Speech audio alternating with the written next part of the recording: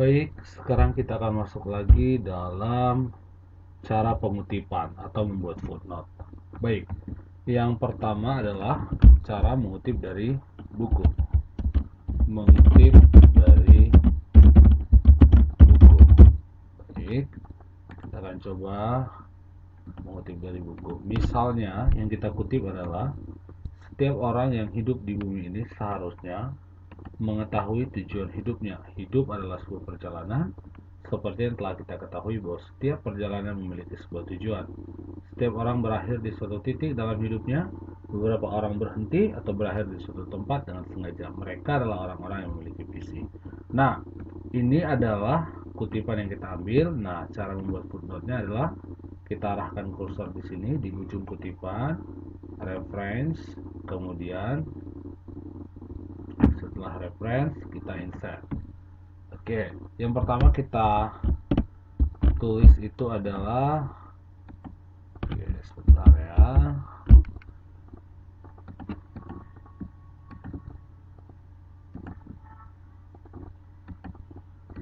Oke, yang pertama kita tulis itu adalah nama penulis bukunya. Oke, koma, spasi ya, terus koma spasi, judul bukunya apa ya, judul bukunya, judul buku. Nah, judul bukunya itu harus dikasih miring. Oke, habis itu koma, spasi ya, kota penerbit, kemudian titik 2, nama penerbitnya, diterbitkan tahun berapa, kemudian kutipannya dari halaman berapa. Itu untuk mengutip dari buku. Sekarang bagaimana kalau kita mengutip dari handbook ya, handbook ya. Handbook itu adalah beberapa pendapat yang dikumpulkan oleh seseorang. Oke.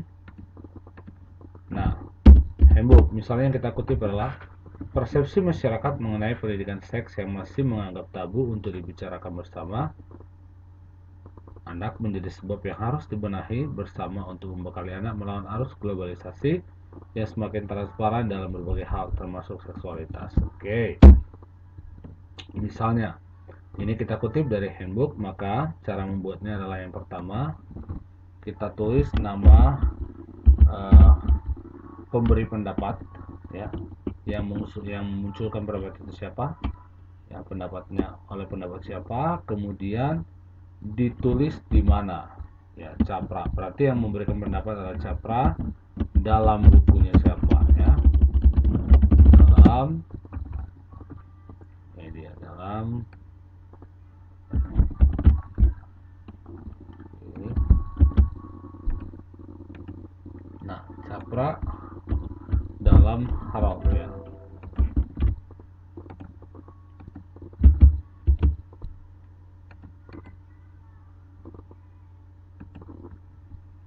Oke, berarti capra dalam Harold. Nah, Harold Destovik dan Erika Jacobs itu mengambil pendapat capra dalam buku dalam handbook What is Human Performance Technology ya.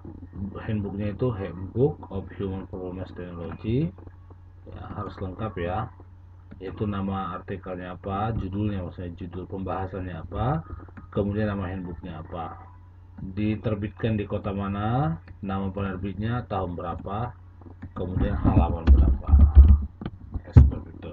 Itu kalau dari handbook.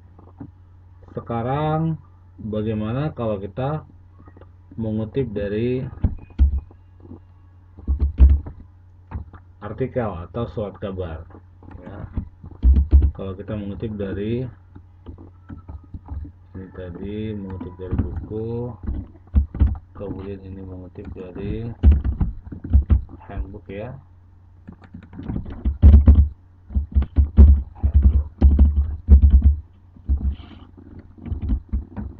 Sekarang kalau kita mengutip dari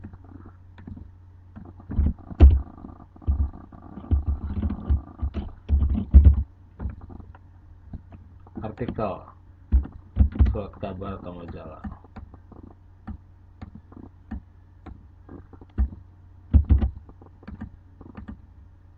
Oke, misalnya yang kita kutip itu adalah pendidikan seks sangat diperlukan bagi anak usia 5-11 tahun dengan harapan anak tidak menjadi salah persepsi terhadap seksualitas dan tidak terjebak pada perilaku-perilaku yang menyimpang baik dari segi kesehatan maupun psikologis. Nah, oke. Kalau kita ambil dari situ, yang pertama kita buat itu adalah nama penulis artikel siapa, ya, nama penulis artikel siapa. Jadi yang pertama dibuat itu adalah nama penulis artikel itu siapa. Misalnya penulis artikelnya adalah Willy S, ya. Kemudian judul artikelnya apa, itu pendidikan multikultural.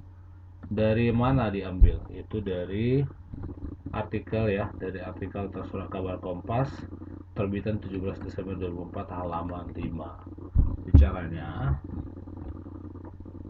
Kemudian kalau kita mengutip dari dokumen pemerintah,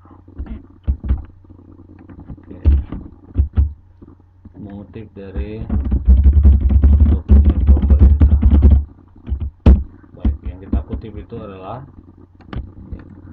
penyelenggaraan pendidikan wajib memegang beberapa prinsip, yakni pendidikan diselenggarakan secara demokratis dan berkeadilan serta tidak diskriminatif dengan menjunjung tinggi hak asasi manusia, nilai keagamaan, nilai kultural, dan kemajemukan bangsa dengan satu kesatuan yang sistemik dengan sistem terbuka dan multimakna. Oke, sekarang itu adalah kutipan dari pemerintah, maka footnote-nya adalah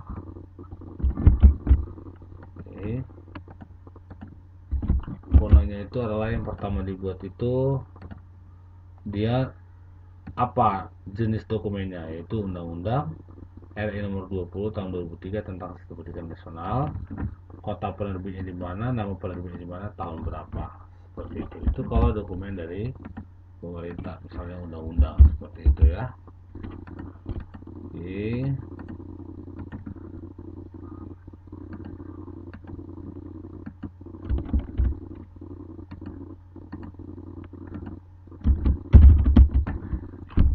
Kemudian kalau kita mengutip dari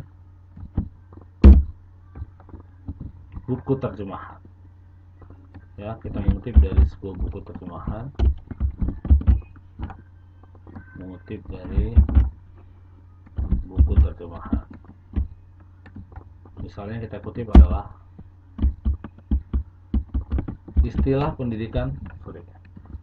pendidikan merupakan terjemahan dari education.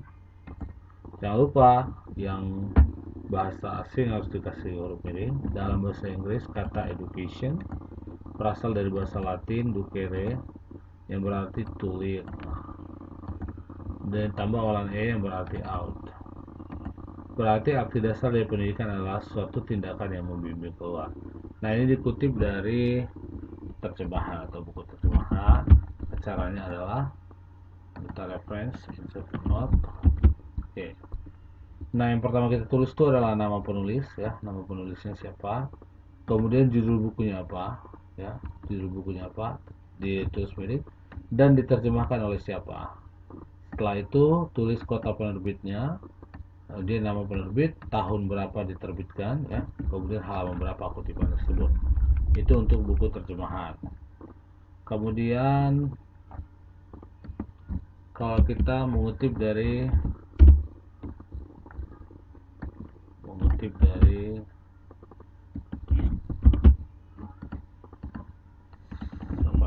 skripsi, ya, skripsi atau tesis. Misalnya yang diambil itu adalah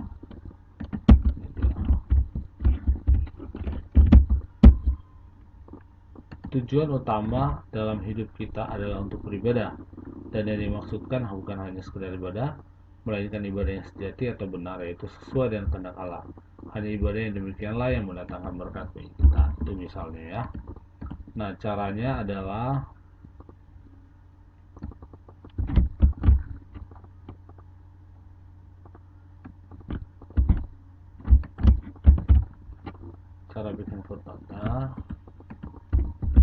adalah bikin dulu namanya. Oke, namanya. Kemudian judulnya apa? Tesis atau skripsi gitu ya. Judulnya apa? Oke.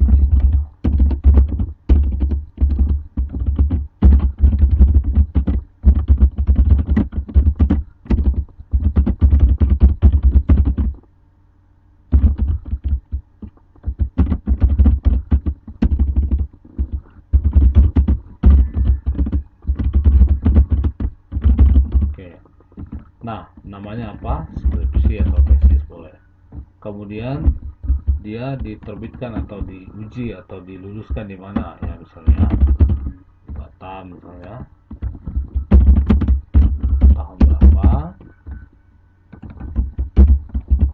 dan halaman berapa kutipan tersebut, misalnya seperti itu untuk skripsi atau tesis seperti itu. Oke.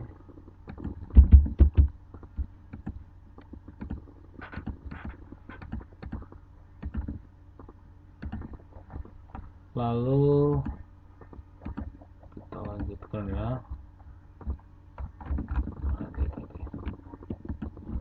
Oke, tadi sudah.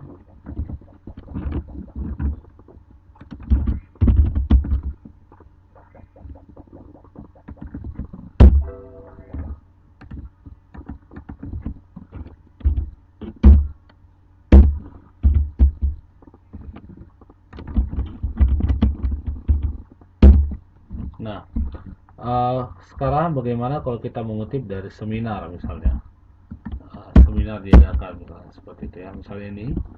Oke, ini tadi dari tesis ya. Sekarang bagaimana kita kalau mengutip dari seminar.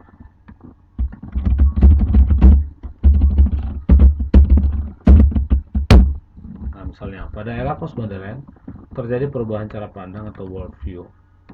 Rasional dan universal ditolak diganti dengan tanpa standar. Cara pandang dunia lebih kuat mempengaruhi gereja, sehingga teologi berubah bahkan tersingkirkan oleh gereja sendiri, dan gereja menjadi serupa dengan dunia. Misalnya itu. Oke, nah misalnya ini seminarnya dilaksanakan di mana, harus dibuatkan. Oke, caranya adalah begini.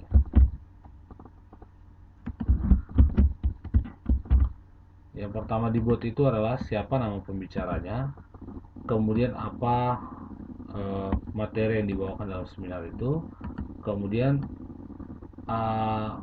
dijelaskan di sini kapan makalah atau kapan poin atau pembahasan itu disajikan. Misalnya makalah disajikan pada seminar penelitian. Oke, di sini ya. Penelitian di mana? Seminar penelitian di mana? Seperti itu ya. Kemudian di kota mana, tanggal berapa. Seperti itu caranya. Itu untuk seminar. Oke. Itu untuk seminar. Kemudian untuk seminar.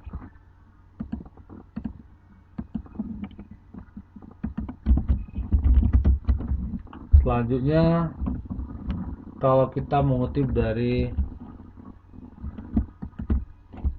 internet ya, mengutip dari internet. Oke, misalnya yang kita kutip itu adalah ini. Oke, misalnya ini yang kita kutip dari internet. Oke, ini. Sosial media adalah sebuah media untuk bersosialisasi satu sama lain dan dilakukan secara online yang memungkinkan manusia untuk saling berinteraksi tanpa dibatasi ruang dan waktu. Maka caranya adalah, cara membuat footnote-nya itu adalah referensi ya. Yang pertama kita buat itu adalah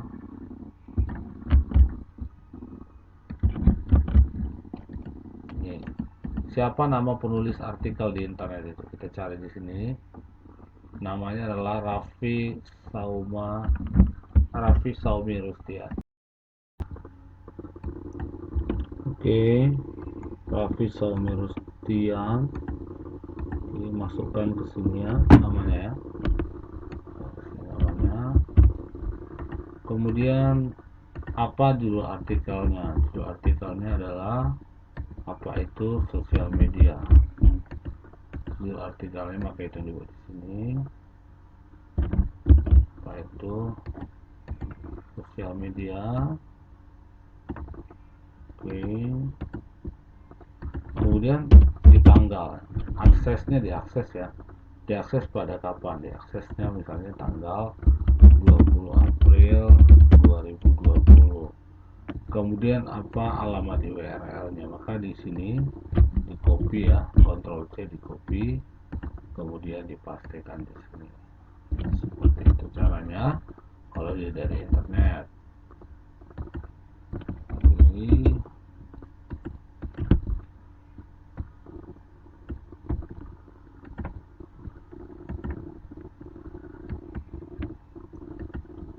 Itu dari internet ya. Kemudian yang terakhir itu kayaknya oke, masih ada. Misalnya kita mengutip dari lembaga.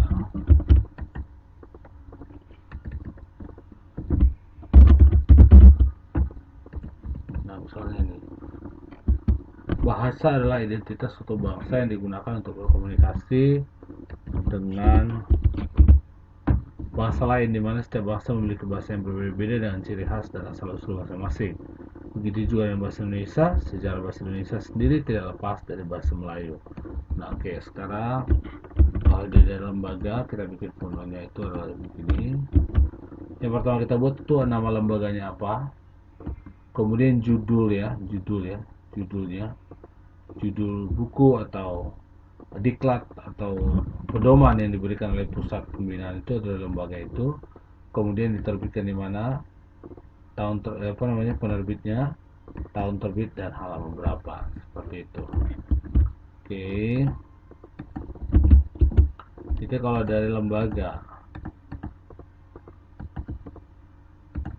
Selanjutnya yang terakhir tuh kalau kita mengutip dari jurnal, misalnya ini mengutip dari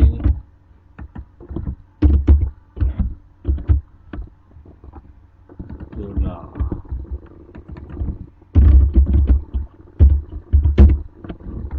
Oke, misalnya agama dapat membawa efek tenang. Efek tenang yang ada pada agama sendiri dilakukan oleh doa, ritual, meditasi, bentuk lain dari relaksasi tubuh, sehingga dengan ajaran keyakinan yang Anda miliki, Anda dapat mengurangi depresi dan stres pada fisik. Misalnya dikutip dari jurnal, maka yang untuk jurnal itu adalah yang pertama,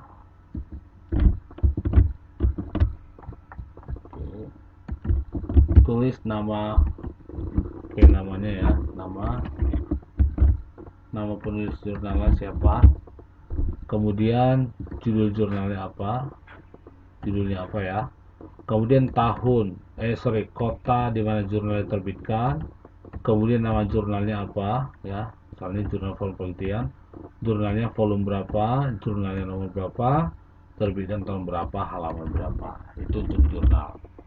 Oke, itu untuk peraturan untuk membuat footnote ya, peraturan membuat footnote, melihat kutipannya dari mana atau sumber kutipannya dari mana harus diperhatikan. Oke, sekali lagi kalau kita mengutip dari buku ya, dia dibuat di sini nama penulis, judul buku, kota penerbit, tahun terbit, nama penerbit, tahun terbit, kemudian halaman kutipan. Yang kedua, kalau dia mengutip dari handbook ya, ditulis dulu siapa,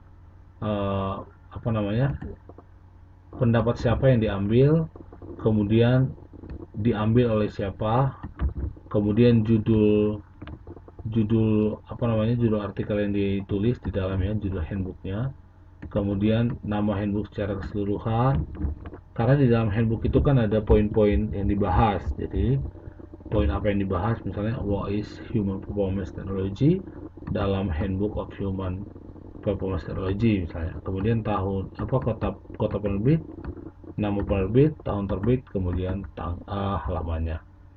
Kemudian kalau dikutip dari artikel atau surat kabar ya atau majalah, cukup dibuat namanya siapa, nama nama penulis artikel, kemudian judul artikel, kemudian nama koran ya, nama surat kabarnya, diterbitkan tahun berapa ya atau tanggal berapa, kemudian halaman berapa.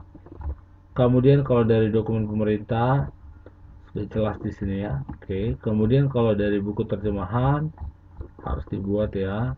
Ini nama penulisnya, kemudian judul buku ya asli ya, judul bukunya apa, kemudian siapa yang menerjemahkan, kemudian kota penerbit, nama penerbit, tahun terbit, dan halaman berapa yang dikutip.